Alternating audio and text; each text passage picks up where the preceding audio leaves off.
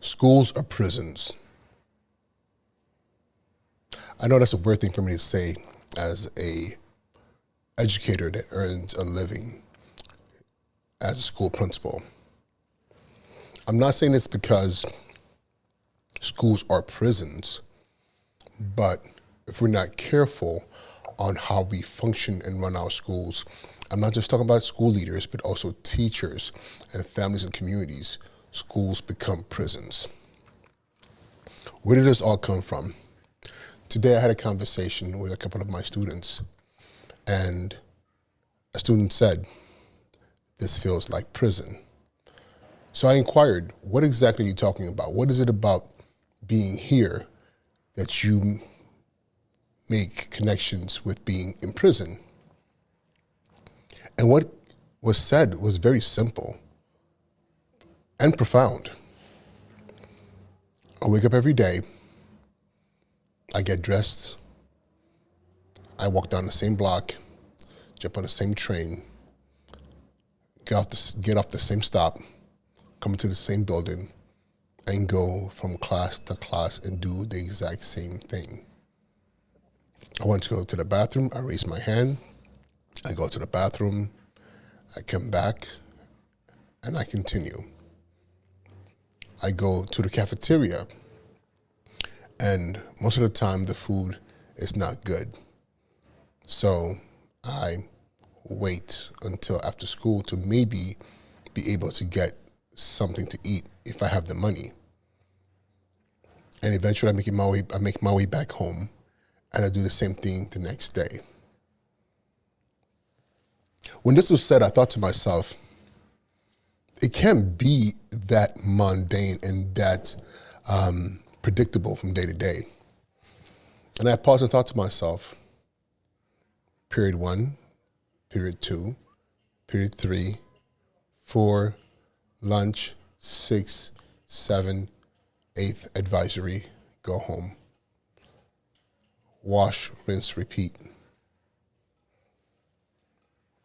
As a kid, I loved school. I thought school was an amazing place to be. There was so much to do. There were so many options and opportunities created for me to go beyond the 1, 2, 3s and ABCs of what happened in the classroom. But there were all these other spaces, playing sports, being in debate, academic decathlon, hanging out with teachers and talking about film, ROTC, all these different things, and there was so much more going on that honestly I can't remember half of them, but I know there was always something happening. And the greatest thing about those things that were happening, there were things that practically I can apply to my own personal life and into my adulthood. As a matter of fact, most of the things I learned in school actually were things that I didn't necessarily learn in my content areas, but I learned through activities and events that were held at school.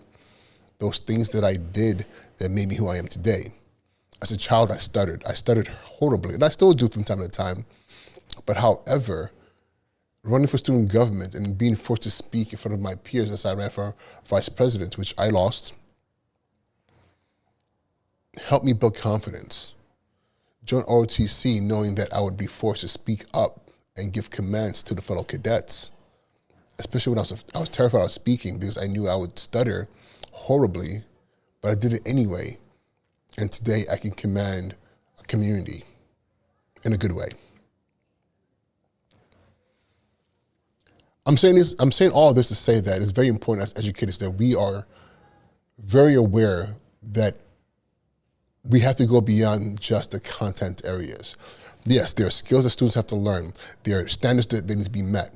There are assessments that have to be taken to evaluate where students are. But we need to take that content and apply it in ways outside of the classroom that bring it all together.